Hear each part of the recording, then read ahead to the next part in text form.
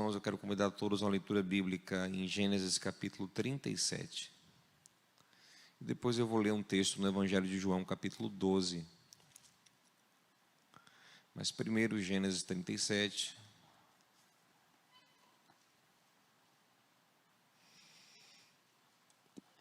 Versículo 18. História de José, antes dele ir parar no Egito, quando ele namorava com Jacó, seu pai, seus irmãos. Olha o que aconteceu. Versículo 18 de Gênesis 37.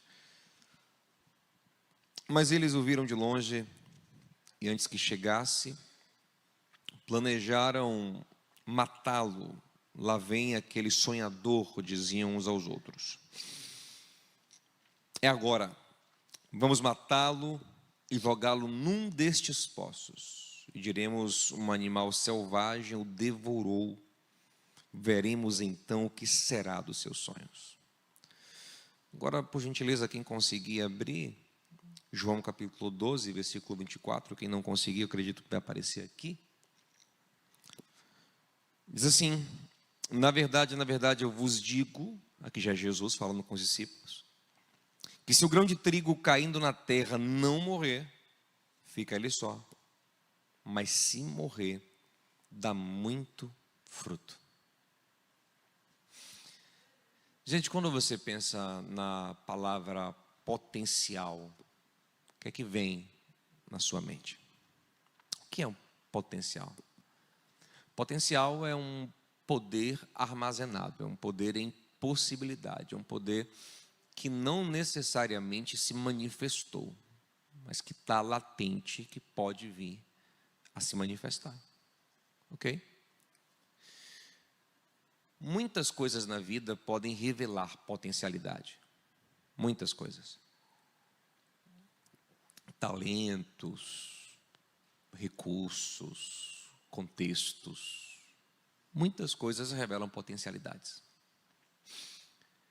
Mas eu acredito que nada revela mais potencialidade na vida humana do que uma palavrinha pequena de 2 letras e um acento chamada fé. Fé é a palavra mais ligada a qualquer potencialidade que nós podemos pensar. É só a gente lembrar, por exemplo, de Marcos capítulo 9. Jesus, ele chega numa cena em que tem religiosos sufocando os seus discípulos porque eles não conseguiram exorcizar um espírito maligno de um menino. E o Senhor pergunta o que está acontecendo. O pai do menino toma a frente e fala: Senhor, eu vim te procurar, não te encontrei, porque o Senhor estava no monte, o monte da transfiguração. E seus discípulos tentaram tirar o demônio do meu filho e não conseguiram. Se o Senhor puder fazer alguma coisa, me ajude, nos ajude. O Senhor falou: se eu puder. Se fosse eu diria: se eu puder, Bill. Se eu puder. Se você puder crer, tudo é possível ao que crer. Deus tem poder infinito. Deus age mediante a nossa fé. É muito curioso essa coisa de Deus construir em cima da nossa fé, né? É uma coisa muito curiosa. Por exemplo, no Evangelho, nos Evangelhos tem coisas muito interessantes. Por exemplo, tem um homem chamado Jairo, que quando Jesus desce do barco, ele corre até Jesus, porque sua filha em casa está muito doente. E ele quer que o Senhor vá até a casa dele para curar a filha. O Senhor se dispõe a ir com Jairo. Mas enquanto o Senhor está se movendo para a casa de Jairo, o texto fala que ele recebeu um toque diferente. E ele parou e disse: olha, alguém me tocou diferente. E aí os discípulos: Senhor, todo mundo te tocou. Ele falou: não, alguém tocou diferente. E eu quero saber quem foi. De fato, tinha uma mulher que há 12 anos sofria com hemorragia. Curiosamente, a filha de Jairo também tem 12 anos de idade. E ela tocou em Jesus com muita fé.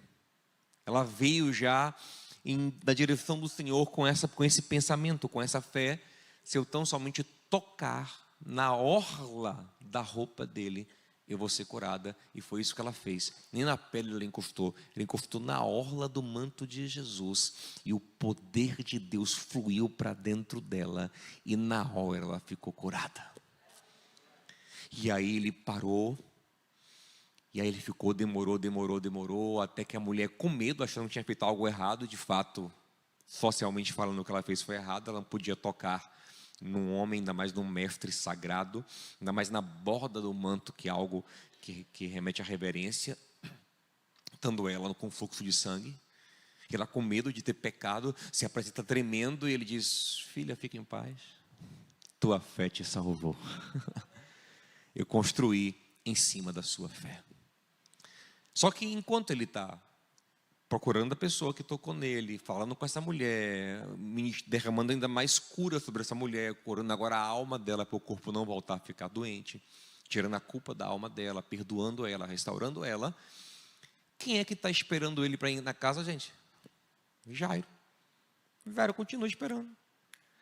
E aí quando terminou essa coisa com essa mulher, o Senhor fala: vamos lá, vamos continuar indo para a casa de Jairo. Mas aí chegam mensageiros que estão vindo lá da casa de Jairo e dizem a Jairo: Jairo, esqueça, pode deixar o mestre em paz, porque sua filha morreu. Imagina como Jairo se abateu. O Senhor olhou para ele e disse: Jairo, tenha bom ânimo, vamos lá, eu vou lá.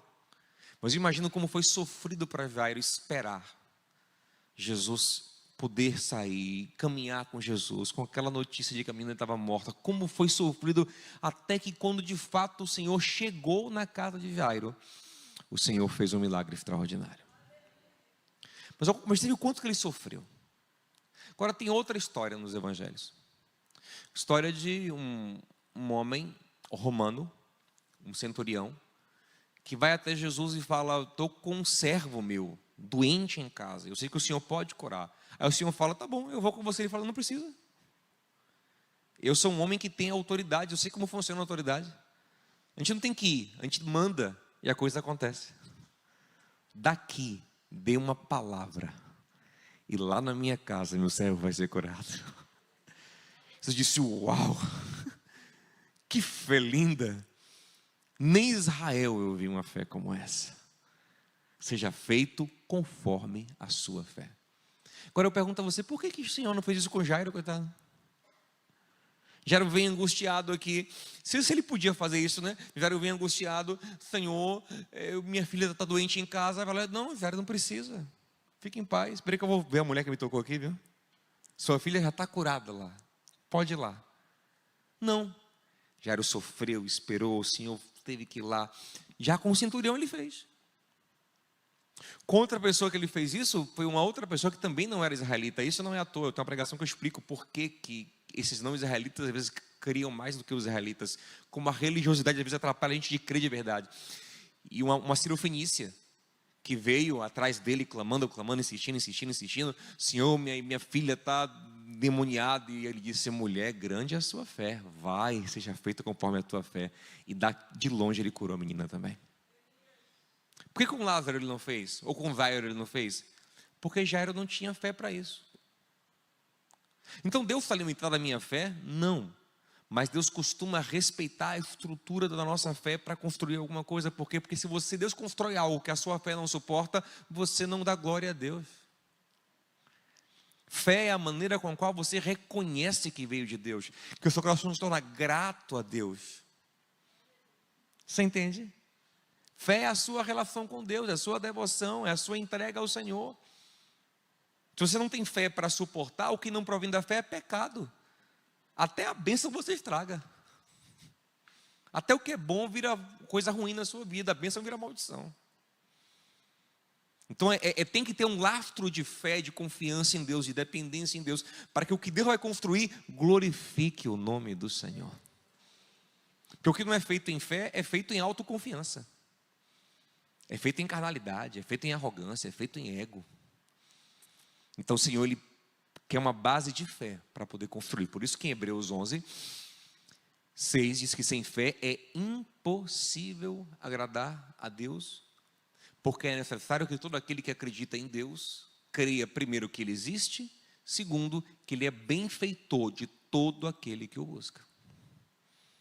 E o que é fé? Hebreus 11:1. Fé é o firme fundamento daquilo que se espera, é uma prova, uma experiência com o invisível. Então a fé é o que mais pode revelar potencialidade, porque é uma experiência com o imensurável e invisível, e que também prepara o coração e a vida para realidades futuras. Como a minha fé é em Deus, e Deus é ilimitado, a minha fé torna a potencialidade da minha existência infinita.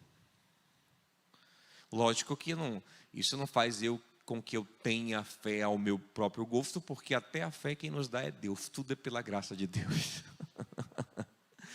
Por isso que os discípulos, quando não tinham fé, pediam: Senhor, aumenta a nossa fé, porque até a fé é Ele que nos dá. Amém, gente?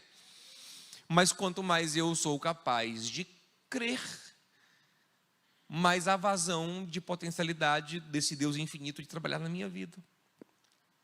E uma coisa característica de pessoas que têm fé é uma capacidade de olhar para frente.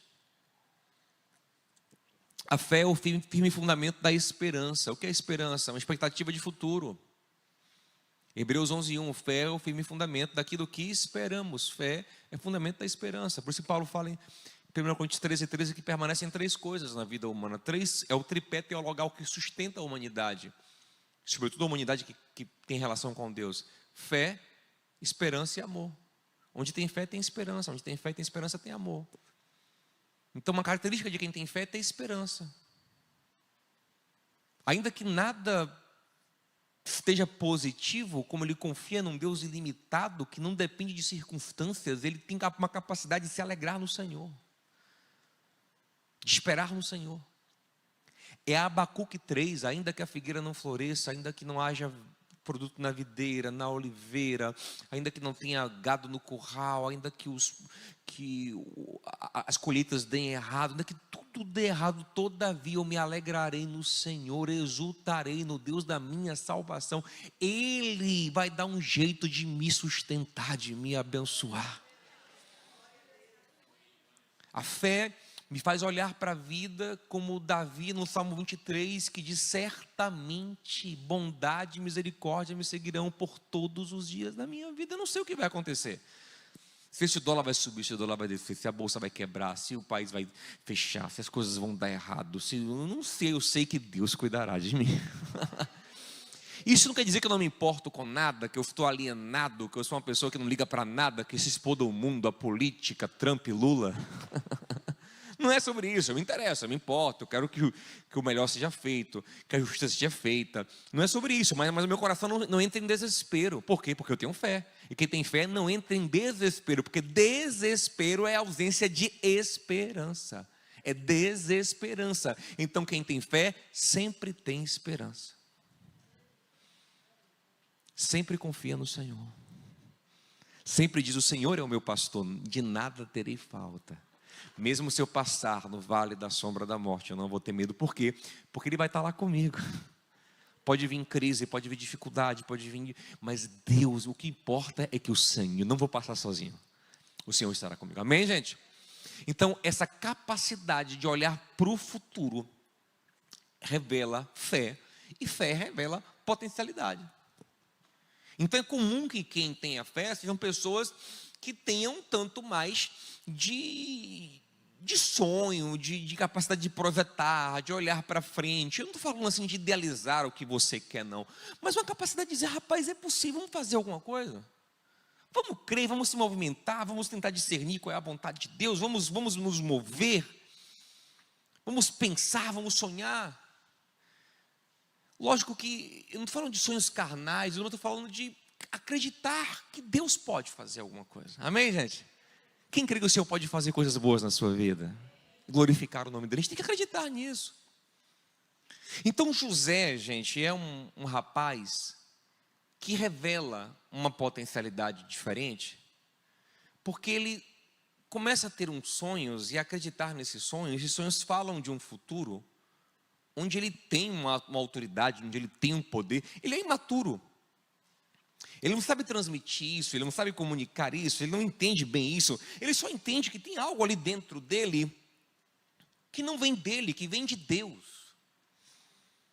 É como, por exemplo, vocês viram aqui nesse vídeo, falando, inclusive quando eu vi esse vídeo ontem pela primeira vez, eu fiquei até com vergonha, para que pastor ousado, velho? Não tem dinheiro, mas a gente vai, não sei o que, que ousadia, velho. Mas é porque naquele momento, naquele contexto ali, talvez hoje eu falaria diferente, mas naquele momento ali, naquele contexto, é o que eu estava sentindo. Não tinha dinheiro, mas eu tinha uma convicção no meu coração que havia um mover de Deus, uma aprovação de Deus, uma graça de Deus, e que o Senhor ia fazer alguma coisa. Então a fé te leva a este lugar. Então se eu não tivesse essa fé, nós não teríamos agora esse terreno. Não que seja por causa da minha fé, a fé de vários irmãos juntos, amém, gente? Mas eu fui o líder nesse processo. Então assim, a gente não teria por quê? Porque essa potencialidade veio desse lugar de acreditar que o Senhor poderia fazer alguma coisa. E de olhar, e de enxergar, e de ver o terreno pago, como está hoje, glória a Deus. Então José ele é uma pessoa que tem essa capacidade. Ele olha, ele acredita, olha para frente, e ele se empolga, até de maneira imatura, de maneira até pouco sábia, provoca os irmãos, faz inveja nos irmãos, enfim, tem uma potencialidade. Só que isso incomoda muito os irmãos que não entendem isso, que não compreendem esse contexto, e os irmãos ficam chateados e vão fazer uma maldade com ele daqui a pouco. Mas antes disso, eu quero te falar que essas potencialidades que o Senhor coloca em nós, e todos nós temos, e quanto mais você se enche de fé, e fé vem de ouvir, e ouvir a palavra de Deus, você vai sair daqui hoje com mais fé do que você entrou. Romanos 10, 17, fé vem de ouvir a palavra de Deus. Então, quando a gente tem essa fé dentro de nós, isso é como uma semente, ok? Nós passamos a ser uma grande semente de Deus. Uma semente. Agora uma semente, gente, para que ela libere a sua potencialidade, ela precisa ser plantada. Concorda comigo? Um único grão de feijão pode gerar uma plantação de feijão inteira, desde que ele seja plantado. Se ele ficar num potinho, se ele ficar na sua mão, protegido, você pode achar o melhor grão de feijão do mundo. Rapaz, achei o grão de feijão com a melhor genética da história. Mas se ele ficar em sua mão, não dá nada. Tem que ser plantado. Ok? Jesus, como a gente pregou de manhã, é a manifestação perfeita da palavra de Deus. Nunca houve potencialidade igual na terra. Sabe como ele se chama? Ele se chamou, nós lemos juntos João 12, 24, ele se chamou de grão de trigo. Foi, eu sou um grão de trigo. Mas para que eu, de grão, me torne uma grande plantação do Senhor, para que eu gere uma plantação do Senhor, eu tenho que ser plantado. O grão de trigo tem que cair na terra e morrer. Se não morrer, fica ele só. Mas se ele morrer, se cair na terra, se deformar, dá muito fruto. O processo no qual nós saímos de uma semente de potencialidade de fé para um lugar de realização é um processo chamado plantio. É um processo de deformação. É um processo difícil, mas necessário. E aí que está o problema, nós muitas vezes nos autopreservamos demais e somos muito medrosos e temos medo de sofrer e fugimos de tudo que parece sofrimento, de todos os processos que Deus nos chama para passar, e aí você vira um eterno grão de feijão guardadinho na mão. Aí você vai fazer 60 anos e fala assim, eu poderia ter feito. Eu sentia que o Senhor me chamava, que eu sentia que havia uma potencialidade, eu sentia que havia um chamado, eu sentia que havia um bem para fazer, algo para construir. Eu percebia que eu podia servir, que eu podia amar, que eu podia gerar algo de Deus, mas eu tive medo.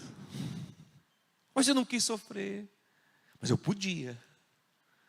Isso é triste, né? Mas quem sabe o Senhor te chamou hoje aqui para dizer, não quero que você daqui a 20, 30 anos diga eu podia. Mas você olhe para trás e fale, graças a Deus, eu fui plantado. José tinha toda essa potencialidade, mas tinha um problema na vida dele. Seu pai Jacó percebeu, e em vez de plantar, Jacó quis guardar. Jacó pega José e faz dele seu protegidinho. Todos os filhos já trabalhavam, José não. Trabalha assim meio turno, sabe? De vez em quando. O trabalho dele é ir espiar os irmãos e voltar para contar fofoca ao pai. Os irmãos tudo ralando com a roupa simples, a roupa suja da roça, trabalhando. Quando chega em casa está José vestido de Brooksfield. Uma roupa diferenciada com o iPhonezinho dele, no Instagram o dia todo. E o pai deixando de boa. Lá em Gênesis 33, quando Jacó vai reencontrar Esaú, depois de mais de 20 anos, Esaú vinha para matar Jacó. Ele com medo de Esaú, seu irmão, sabe o que o texto diz?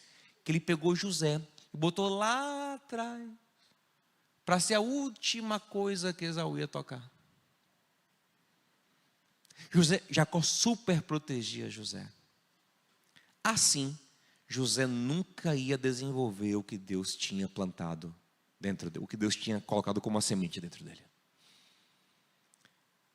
E não há nada que trave mais o que o Senhor quer fazer em nós do que essa super proteção, que outros até que fazem. Tem gente que nos ama e faz isso com a gente. Por exemplo, Jesus quando falava de morrer na cruz, e esse era o plantio de Deus para ele, para que o trigo virasse a plantação maravilhosa que virou e que chegou até nós.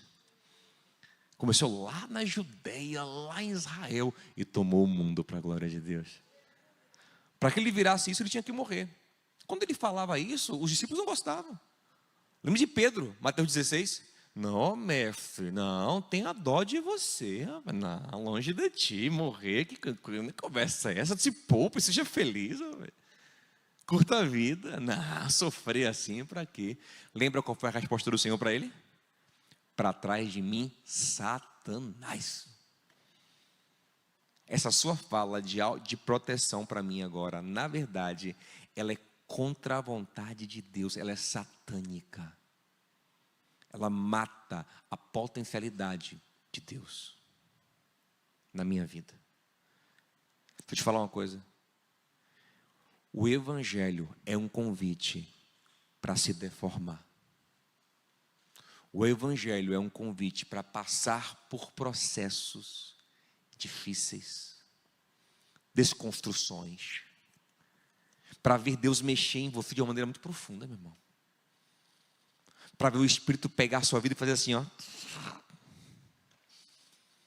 Mexer no seu interior, mexer no seu coração, mexer nos seus pensamentos, nas suas relações, nos seus propósitos, nas suas intenções. Estava ouvindo uma história desses dias, um homem dizendo que sonhou com uma coisa a vida toda, sonhou, queria. No dia que ele teve um encontro com Jesus, a primeira coisa que o Espírito falou para ele assim, ó, eu não quero isso para a sua vida. Imagina aí. Ele discerniu claramente que aquilo era contra a palavra, era contra o Senhor, e ele abriu mão e disse que foi um parto, foi uma dor, mas depois o Senhor preparou um caminho maravilhoso para a vida dele. Mas o Evangelho é esse chamado. Quando Deus viu que Jacó não ia plantar José, que ele ia proteger demais José, Deus arrumou alguém para plantar. Observe que o que os irmãos José fazem, gente, não é exatamente plantar. Nós lemos juntos no capítulo 37. Lá está vindo José. Eles de longe olham, dizem, lá vem o grande sonhador.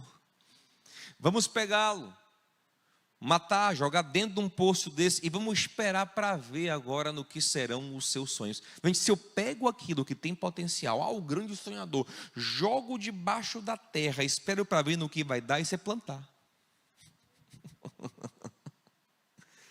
Vamos jogar embaixo da terra e ver no que vai dar.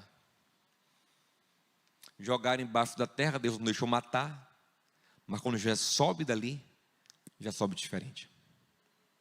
Porque a roupa linda da Brooksfield já foi rasgada. Ele já sobe nu, machucado, arranhado. E o menino mimado já agora, quando sai do poço, já está manietado como escravo, andando no deserto, numa fila de escravos. Cadê mamãe? Cadê meu Yakult? Acabou, filho. Agora é outra vida. Agora é outra história. Imagina.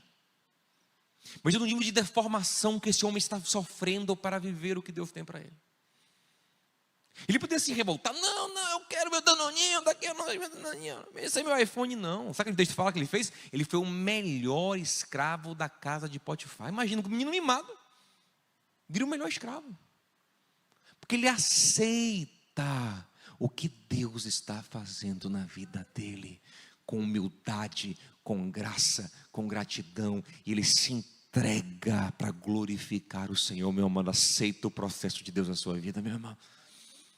Se quebranta. Eu lembro quando eu passei no vestibular aqui no Brasil de Direito. Minha faculdade era pública, mas isso ia começar mais de 8 meses depois da minha aprovação. Então tinha um gap aí. E aí veio a ideia, passar um tempo nos Estados Unidos.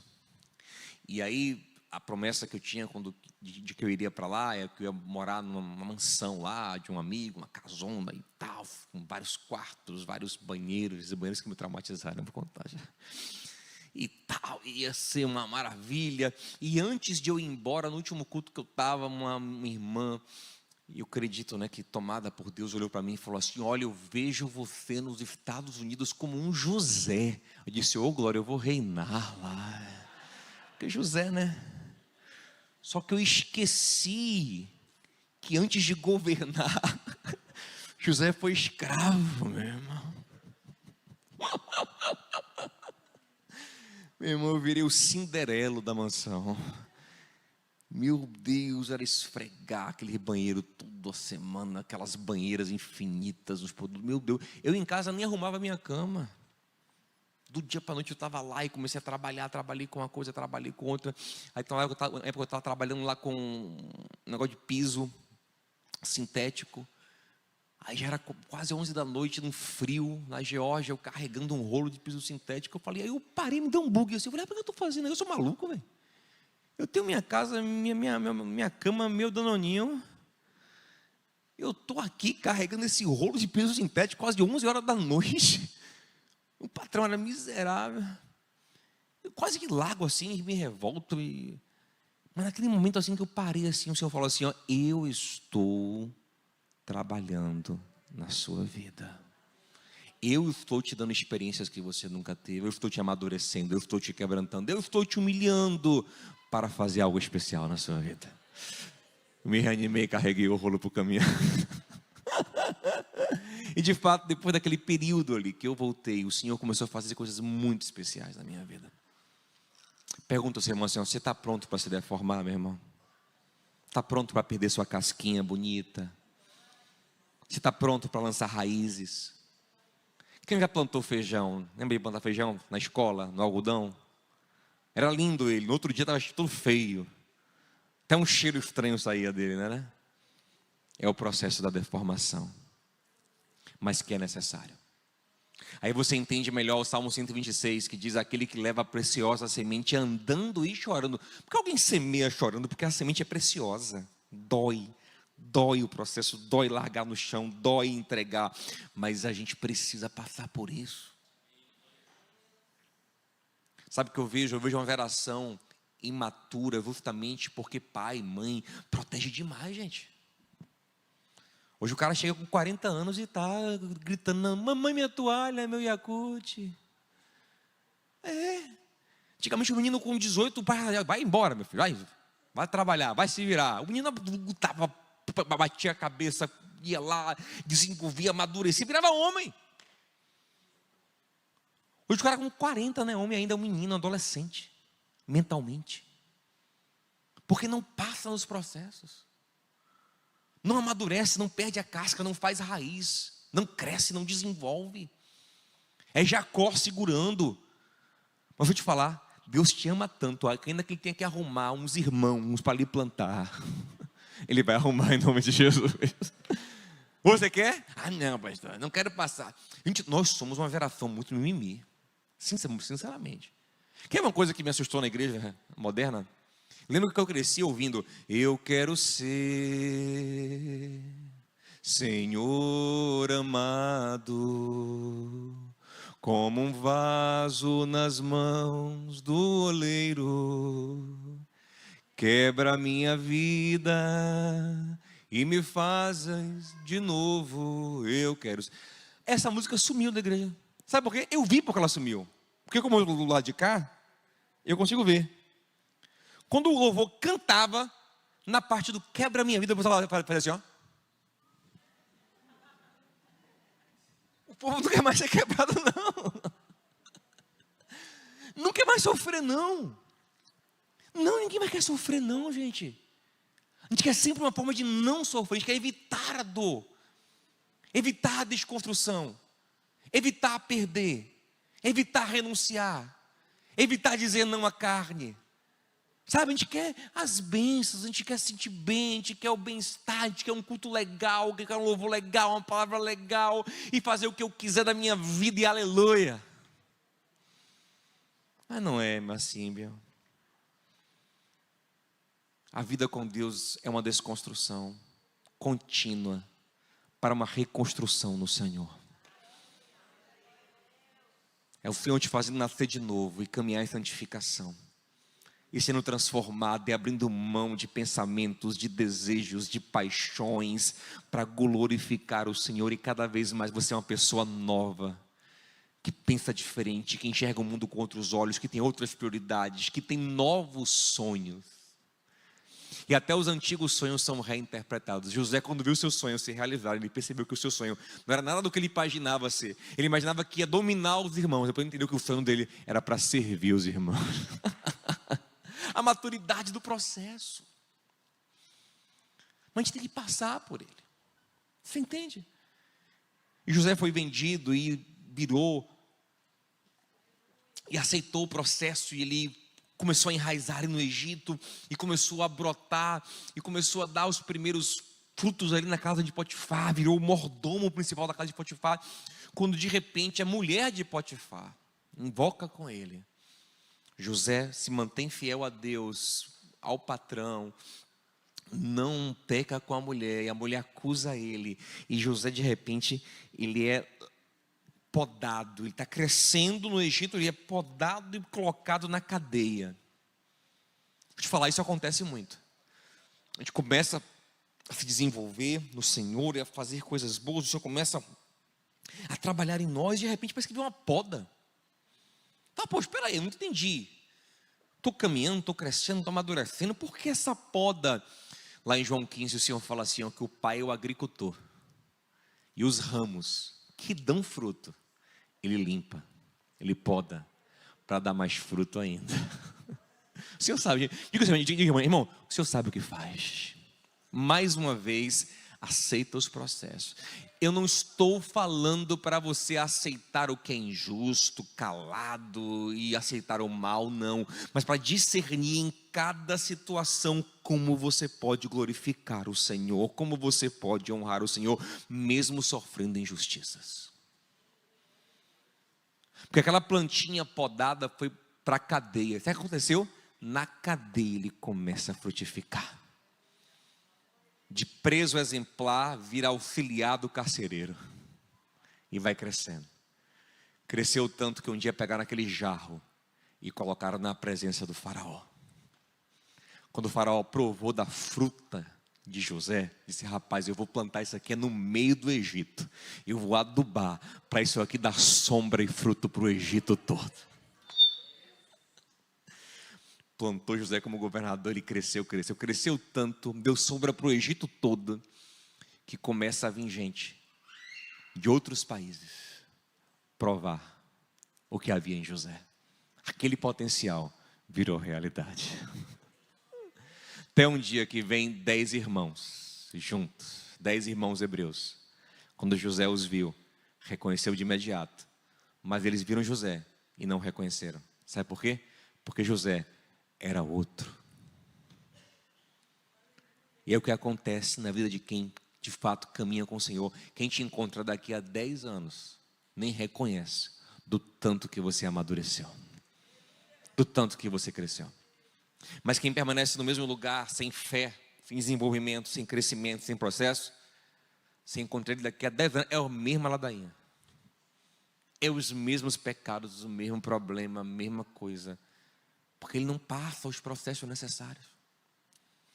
E está lá José, abençoando, servindo a muitos, Jesus é a maior árvore que já existiu. Jesus é a videira verdadeira que alimenta o mundo todo. Mas para ele ser o que ele foi, ele passou por um plantio, por uma deformação terrível na cruz do Calvário. Deixou a forma de Deus, tomou forma humana. Em forma humana foi deformado, espremido na cruz. Mas por causa disso ele brotou. E todos nós somos abençoados por ele.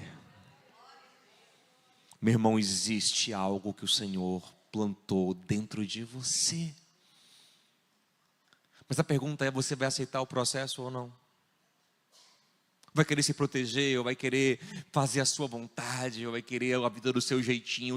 Não, se não for do meu sonhinho, eu não quero. Porque eu não sonhei assim. Eu sonhei a minha casinha, 2 filhos, um cachorro. E se não for assim? E se não for do seu jeito? E se não for no seu tempo? Irmão, aceita, se humilha, se quebranta, glorifica e frutifica.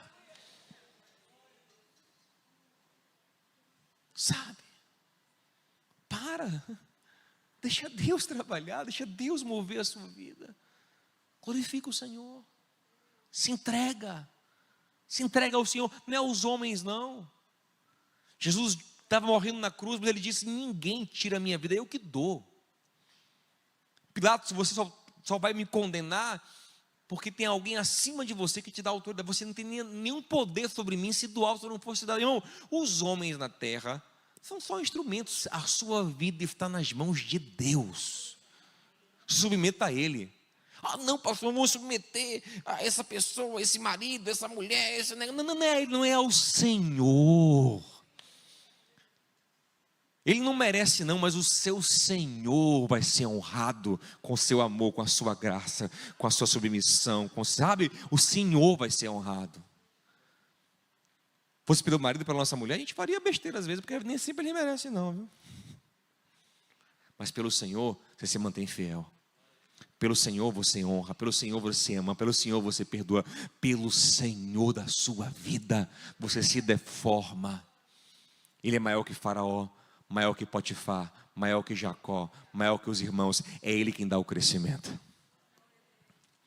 Primeira vez que eu falei sobre essa palavra, eu falei com minha esposa, e graças a Deus por ter uma esposa crente. Quem quer ter um marido, um cônjuge crente, dê glória a Deus por isso. Amém. Que ele continue sendo. Aí beleza, aí passou uns dias, ela falou para mim: Diogo, aquela sua palavra é de Deus mesmo. Eu disse: você já tinha dúvidas, né? Ela disse: não, porque eu estava lendo aqui na Bíblia. Olha que coisa maravilhosa, ela que me mostrou isso. Graças a Deus por uma esposa crente. Deixa eu mostrar uma coisa para a gente orar. Olha que coisa linda. Lá em Gênesis 49, quando Jacó está perto de morrer, ele reúne os filhos dele, os 12 filhos, e ele vai abençoar os filhos, e para cada filho tem uma metáfora, tem um elemento da natureza que representa a bênção sobre aquele filho. Então, por exemplo, Judá, Gênesis 49:9, a gente já sabe, Judá é um leãozinho. Zebulon é um porto de navios. Issacar, no 14, é um jumento forte. Dan é uma serpente, versículo 17. No 20, Azer é uma padaria. Naftali, no 21, é uma gazela. Benjamim, no 27, é um lobo. Agora, olha o que Jacó fala sobre José. Gênesis 49, 22. José é uma árvore frutífera. Árvore frutífera à beira de uma fonte, cujos galhos passam por cima do muro. Sabe o que é uma árvore que os galhos passam por cima do muro? Quando uma árvore, o galho passa por cima do muro, significa que o fruto não é só da pessoa que tem a árvore, não. O fruto agora alimenta os vizinhos. Ele é transbordante. Então isso encaixou perfeitamente, né? Eu tive essa mensagem antes de ler esse texto. José é uma semente. Jacó disse: não é mais uma semente, é uma árvore frutífera. E Deus quer te fazer uma árvore frutífera. Carvalhos de justiça, plantação do Senhor, para que Ele seja glorificado. O homem bem-aventurado é como uma árvore plantada junto às fontes de água, que dá o fruto no tempo certo, e tudo o que fizer para a glória de Deus prosperará. Fique em pé comigo em nome de Jesus, eu quero orar com você. Mas a pergunta é, você ainda tem coragem de passar por processos? Você fala, não, pastor, está muito de boa a minha vida. Me deixa quietinho aqui, eu te entendo. Não sei se o senhor concorda. Mas eu quero te estimular a dizer, vale a pena. Tem uma metáfora que o Senhor usa que é muito legal. Ele fala assim que a mulher, quando está dando à luz, sente dores terríveis.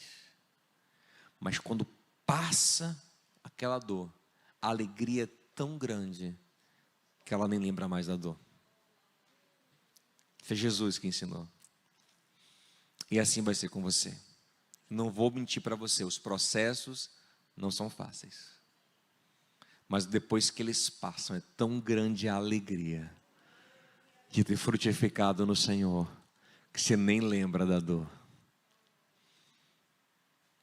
Ah, meu irmão, você é uma semente. Há uma semente do Senhor no seu coração. E você tem que ser plantada, você tem que ser plantada. Envolve deformação, vou te falar. Quando você estiver lá embaixo da terra sendo deformado, fique tranquilo, ninguém está vendo, mas Deus está contigo. Ele te sustenta, Ele te vê, Ele te rega, Ele te dá graça. E tem muita coisa na nossa vida, sabe, que não flui direito para cima, porque não enraizou para baixo o suficiente. A gente precisa enraizar mais, gente, no Senhor. Processos profundos. Transformações profundas, conscientizações profundas, um derramar profundo no Senhor. José, antes de virar o governador, ele enraizou, teve processos e processos. Que o Senhor nos leve a esses processos, em nome de Jesus. Amém. Que o Senhor nos leve a eles, com a graça dele, em nome de Jesus. Eu quero te convidar a orar a canção com os irmãos aqui. Olha aí, pelos acordes aqui, eu já vi que é ela, ó. Quero ver quem vai cantar agora, né? Você vai pular a parte do quebra minha vida. Se ele quebrar, ele vai refazer melhor ainda. Ele vai renovar. Ele vai fazer uma obra. Você acredita nisso? Confia no teu Deus. Ele é teu oleiro, ele é o bom oleiro.